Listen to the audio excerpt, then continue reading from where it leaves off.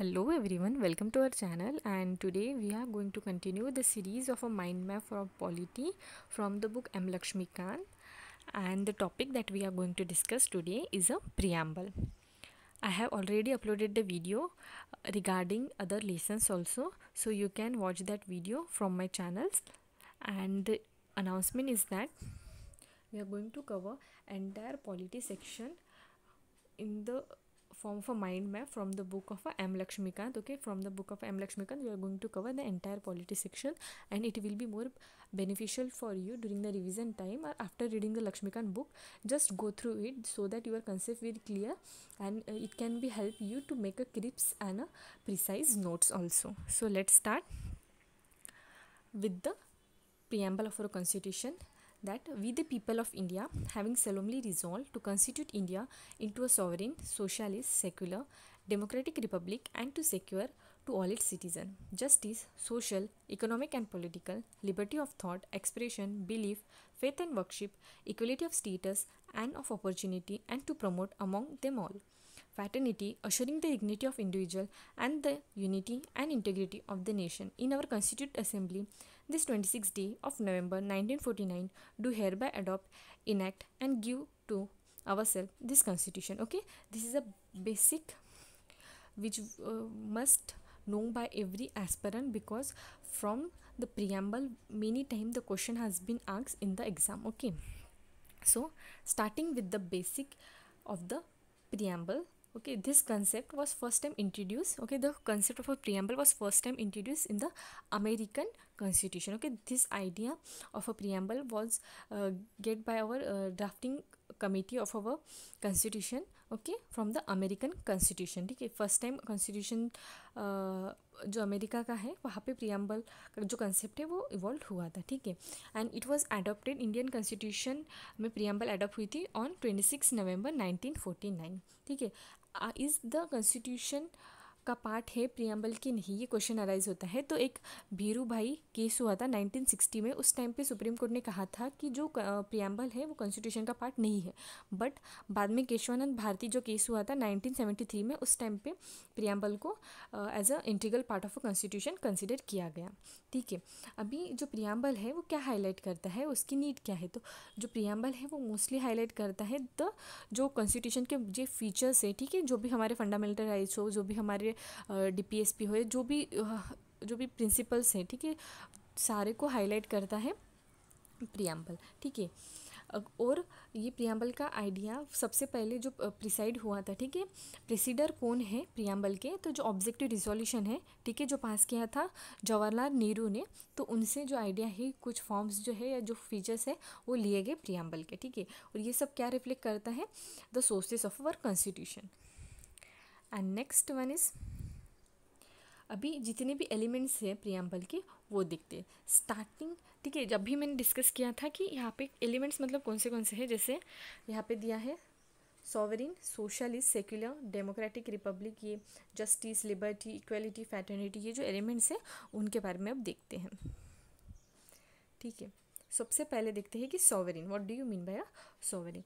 तो सॉवरिन मतलब क्या होता है, India is a independent state, that is no one can exercise authority in the India. ठीक है, सॉवरिन मतलब होता है कि इंडिया एक इंडिपेंडेंट स्टेट है और कोई भी एक अथॉरिटी है, स्पेसिफिक अथॉरिटी, कोई भी उस पर एक्सरसाइज, उसका कंट्रोल जो है वो एक्सरसाइज नहीं कर सकता. India is neither a dependency और nor a dominance of any other nation. ठीक है, तो इंडिया एक इंडिपेंडेंट है, किसी का अदर नेशन का डोमिनेंस उस पर नहीं है, इसलिए हम उसको बोलते हैं India is a sovereign country. Then the second element of the preamble is socialist. अभी सोशलिस्ट क्या बताता है, जो सोशलिस्ट का फीचर है. ठीक है, जो सोशलिस्ट का फीचर है वो फर्स्ट टाइम जो ऐड हुआ था वो हुआ था बाय द 42 अमेंडमेंट. तो इनिशियली जब प्रियम्बल का फॉर्मेशन हुआ था तो उस टाइम पे सोशलिस्ट जो कंसेप्ट था वो नहीं था. ठीक है, तो ये जो सोशलिस्ट का कंसेप्ट हुआ था वो ऐड हुआ था 42 अमेंडमेंट एक्ट ऑफ 1976. ठीक है, इंडिया फॉलो डेमोक्रेटिक सोशलिज्म. तो इंडिया क्या फॉलो करता है, डेमोक्रेटिक सोशलिज्म. में डेमोक्रेटिक सोशलिज्म क्या होता है, means of a production and distribution our own and regulated by both centre and the public. ठीक है, तो जो भी प्रोडक्शन होता है या जो भी डिस्ट्रीब्यूशन होता है किसी भी इसका, तो वो सारा जो है वो रेगुलेट किया जाता है by the state as well as a public. ठीक है। And India follow mixed economy, mixed economy follow करता है, इसलिए हम बोलते हैं कि इंडिया जो है एक डेमोक्रेटिक सोशलिज्म को फॉलो करता है। India socialism is a blend of a Marxism and a Gandhism, ठीक है। तो इंडियन जो सोशलिज्म है वो कम्प्लीटली एक सिंगल जो सोशोलॉजी की आइडिया है उसको फॉलो ना करते हुए एक मिक्सचर है मार्क्सिज्म और गांधीज्म का, ठीक है। उसके बाद नेक्स्ट फीचर है सेक्युलरिज्म, ठीक है। सेक्युलरिज्म या सेक्युलर, इंडिया को हम सेक्युलर क्यों बोलते हैं? जैसे हमें पता है कि जो सोशलिस्ट जो था, ठीक है, सोशलिस्ट जो वर्ड था प्रियम्बल में ऐड किया गया था 42 अमेंडमेंट से, ठीक है। तो सेक्युलर भी जो वर्ड है वो भी 42 अमेंडमेंट एक्ट ऑफ 1976 से ही ऐड किया गया था, ठीक है। No national religion for a country, ठीक है। सेकुलरिज्म क्या स्टेट करता है कि जो नेशन है हमारा इंडिया उसका एक पर्टिकुलर रिलीजन नहीं है, ठीक है। ऑल रिलीजन्स को सेम स्टेटस दिया जाता है, ठीक है। किसी भी टाइप का डिस्क्रिमिनेशन जो है वो नहीं किया जाता है, ठीक है। Next one is a next feature और the next element is a justice, ठीक है। अभी जस्टिस के बारे में देखते हैं।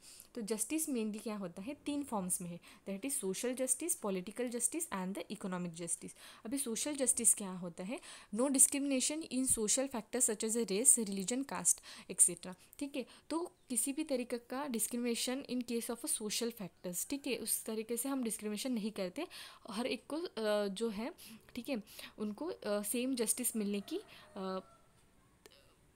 सेम जस्टिस मिलना ही चाहिए, ऐसा है, ठीक है। इसको हम बोलते हैं social justice. The next one is a political justice. Political justice मतलब equal access to the political office, equal voice in the parliament, ठीक है। तो हर एक पर्सन को पॉलिटिकल ऑफिस जितने भी है या पार्लियामेंट में इक्वल वॉइस है और इक्वल एक्सेस है इन द ऑल ऑफिसेस, ठीक है। इकोनॉमिक जस्टिस क्या होता है, equal opportunity in the economic growth. तो हर एक पर्सन जो हो आइदर रिच और पुअर, उसको इक्वल अपॉर्चुनिटी है टू कंट्रीब्यूट और to take part in the economic growth, ठीक है। उसको हम बोल सकते हैं कि जस्टिस जो है 3 फॉर्म का है, social justice, political justice and economic justice. And justice का मेन एम क्या है, to ensure the fundamental right and DPSP, ठीक है।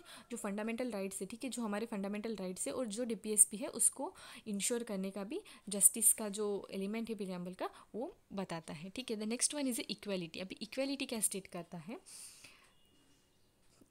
Equality means equal opportunity for all individual without discrimination, ठीक है। जो भी इंडिविजुअल है उसको इक्वल अपॉर्चुनिटी मिलनी चाहिए, किसी भी तरह का उसका डिस्क्रिमिनेशन नहीं होना चाहिए। अभी इक्वलिटी के फॉर्म्स देखे जाए तो 3 फॉर्म है, ठीक है। सिविल इक्वलिटी जो अश्योर करती है थ्रू द फंडामेंटल राइट, तो जो सिविल इक्वलिटी है हमें कहाँ से मिलती है, फंडामेंटल राइट से। Next is a political equality. Political equality हमें मेंशन है आर्टिकल नंबर 373 और 376, ठीक है। यहाँ पे हमें क्या दिया है, इन दोनों आर्टिकल में मेंशन किया है कि कोई भी पर्सन किसी भी तरह का डिस्क्रिमिनेशन नहीं है, हर एक पर्सन जो है वो एलिजिबल है इन केस ऑफ ए इलेक्शन, ठीक है। ये सब मेंशन है, इलेक्शन रिलेटेड जो आर्टिकल्स है इसमें मेंशन है, हम इससे बता सकते हैं कि वो पॉलिटिकल इक्वलिटी को स्टेट करता है। Next is economical equality. तो इकोनॉमिक इक्वलिटी का जो एक्सपेक्ट है तो वो सारा जो दिया है वो डीपीएसपी में है, जो डायरेक्टिव प्रिंसिपल होते हैं स्टेट पॉलिसी के, वहाँ पे जो इकोनॉमिकल इक्वलिटी अचीव करने के लिए काफ़ी सारे जो आर्टिकल्स हैं वहाँ पे मेंशन है, ठीक है। इस तरीके से हम बता सकते हैं कि इक्वालिटी जो है हमें कॉन्स्टिट्यूशन ने दी है, जहाँ पे हमें किसी भी टाइप का डिस्क्रिमिनेशन नहीं फेस करने को मिलता है। The next one is a liberty. Liberty क्या करती है, liberty in the freedom of a thought, expression, belief, faith and worship, ठीक है। लिबर्टी जो है हमें काफ़ी लिबर्टी है, मतलब काफ़ी सारे फ्रीडम्स है इन केस ऑफ अ थॉट्स को एक्सप्रेस करना हो, ठीक है, किसी भी तरीके का बिलीफ है, फेथ और वर्कशिप करने में, ठीक है। और लिबर्टी है किसके थ्रू अश्योर किए जाती है, ensure through the fundamental rights, ठीक है। The next one feature is a fraternity. अभी फैटर्निटी का मीनिंग क्या होता है, ब्रदरहुड, ठीक है। फैटर्निटी का जो मीनिंग है हम उसको बोलते हैं कि फैटर्निटी इंश्योर करता है ब्रदरहुड, मतलब friendship and a mutual support. तो जो भी कंट्रीज़ हो या जो भी कंडीशन हो, ठीक है, उस टाइम में हमें फ्रेंडशिप या म्यूचुअल सपोर्ट के साथ ही चलना चाहिए, ठीक है। ये कहीं ना कहीं फैटर्निटी मतलब ब्रदरहुड को प्रमोट करता है, ठीक है। Fraternity assures the dignity of A individual and unity and integrity of a nation, ठीक है। जिसको भी पता होगा, प्रियम्बल अच्छे से याद होगी उसको पता होगा कि ये जो लाइन है, ठीक है, fraternity assures the dignity of A individual and unity and integrity of the nation, तो ये प्रियम्बल में डायरेक्ट मेंशन पार्ट है, ठीक है। Fraternity is assured through the, ठीक है, फैटर्निटी किससे हमें समझ में आती है कि एक सिंगल सिटीजनशिप दी है, ठीक है। तो हम पे पता चलता है कि ये कहीं ना कहीं एक ब्रदरहुड या एक यूनिटी, ठीक है, यूनिटी को प्रमोट करता है, ठीक है। सिंगल सिटीजनशिप, आइदर स्टेट, किसी भी स्टेट से बिलोंग करते हो हम, फिर भी हमारी जो सिटीजनशिप है वो इंडियन ही है, ठीक है। एंड यूनियन ऑफ स्टेट, ठीक है, article number 1 union of states, ठीक है, इससे भी शो करते हैं कि यूनिटी और इंटीग्रिटी है हमारे नेशन में। And article 51A of a fundamental duties, ठीक है, फंडामेंटल ड्यूटीज़ में श्योर करता है कि हमारे जो कंट्री है वहाँ पे फैटर्निटी है, ठीक है। The next one is a democratic. अभी डेमोक्रेटिक क्या है, इंडिया जो फॉलो करता है एक रिप्रेजेंटेटिव पार्लियामेंट्री डेमोक्रेसी, ठीक है। तो इंडिया में जो है प्रेसिडेंशियल फॉर्म ऑफ डेमोक्रेसी नहीं है, या उसमें जो है एक पार्लियामेंट्री फॉर्म ऑफ डेमोक्रेसी, जहाँ पे हम इलेक्ट करते हैं, ठीक है। हम खुद अपने जो रिप्रेजेंटेटिव है उनको इलेक्ट करते हैं और उनको जो है गवर्नमेंट का फॉर्मेशन करते हैं, ठीक है। इस तरीके से हमारी जो कंट्री है उसमें रिप्रेजेंटेटिव पार्लियामेंट्री डेमोक्रेसी है, ठीक है। Democratic executive is responsible to the legislature for all its policies and action, ठीक है। तो डेमोक्रेसी हमें क्या है, इंश्योर करता है कि जो भी एग्जीक्यूटिव होते हैं वो रिस्पॉन्सिबल होते हैं लेजिस्लेचर से, ठीक है। तो जो लेजिस्लेटिव है, जो भी लॉ मेकिंग बॉडीज़ है, उन सबको जो एग्जीक्यूटिव है, ठीक है, जो इम्प्लीमेंटिंग बॉडीज़ है, वो दोनों जो होते हैं वो एक दूसरे को रिस्पॉन्सिबल होते हैं, ठीक है। Next is a features of democracy. अभी कौन से फीचर्स है डेमोक्रेसी के, तो देखा जाए तो ये है एडल्ट फ्रेंचाइज, ठीक है, universal adult franchise, that is कि सबको राइट है वोट का, मतलब सब जो पर्सन है about the 18 year of age is eligible for the voting. Then is a independent judiciary. Independent है जुडिशरी बिकॉज जो जुडिशरी है वो किसी के दबाव के अंदर नहीं है, ठीक है। जो जुडिशरी को main protector of our constitution भी बोल सकते हैं, ठीक है। रूल ऑफ लॉ, ठीक है, डेमोक्रेसी का और एक फीचर है rule of law and a periodic election. Periodic election भी है, वो भी स्टेट करता है कि हम जो है हमारी जो कंट्री है वो एक democratic representative parliamentary form of a democracy को फॉलो करते हैं। The next one is a republic. अभी रिपब्लिक क्या है, political sovereignty is vested on the people, ठीक है। तो जो भी पॉलिटिकल सॉवरेनिटी है वो पीपल्स के हाथ में है, ठीक है। हम जैसे पता है कि हमारी इंडिया में या हमारे कंट्री में हम बोल सकते हैं कि किसी भी टाइप का एक मोनार्ची नहीं है, ठीक है। मोनार्ची या किसी किंग का रूल नहीं है, हमारा जो गवर्नमेंट है वो रन किया जाता है by the peoples because we are democracy, ठीक है। वी हैव अ डेमोक्रेसी, मतलब हम खुद अपने इलेक्टिव जो है रिप्रेजेंटेटिव को इलेक्ट करते हैं। इसके हम स्टेट करते हैं कि हमारी जो कंट्री है वो रिपब्लिक है, ठीक है। जो पॉलिटिकल सॉवरेनिटी है वो vested in the hand of a people. Head of a state देखा जाए तो प्रेसिडेंट होता है, और प्रेसिडेंट जो है वो इलेक्ट किया जाता है इनडायरेक्टली, ठीक है। प्रेसिडेंट क्यों इनडायरेक्टली इलेक्ट किया जाता है, इसके पीछे पीछे भी एक रीज़न है। ये जब मैं ये प्रेसिडेंट का रीज़न आपको बताऊंगी उस टाइम पे मैं ये टॉपिक जो है वो बता दूंगी, ठीक है। उसके बाद है republic. Republic all public offices are open to public without any class discrimination, ठीक है। रिपब्लिक हम किस एंगल से भी बोल सकते हैं कि India is a Republic country, क्योंकि जो भी पब्लिक ऑफिसेस है उसमें क्या होता है कि किसी भी पर्सन को किसी भी क्लास के डिस्क्रिमिनेशन के बिना भी मतलब ओपन है, सबके लिए ओपन है, ठीक है। ये सारे जो फीचर्स है, ठीक है, ये सारे जो एलिमेंट्स हैं हमारे हैं एलिमेंट्स ऑफ अ प्रियम्बल, ठीक है। इस तरीके से आज जो टॉपिक था of mind map for polity, that is particularly preamble section हमने डिस्कस कर लिया। आई होप आपको पसंद आया। Please like, comment, subscribe our channel for the new updates. Thank you.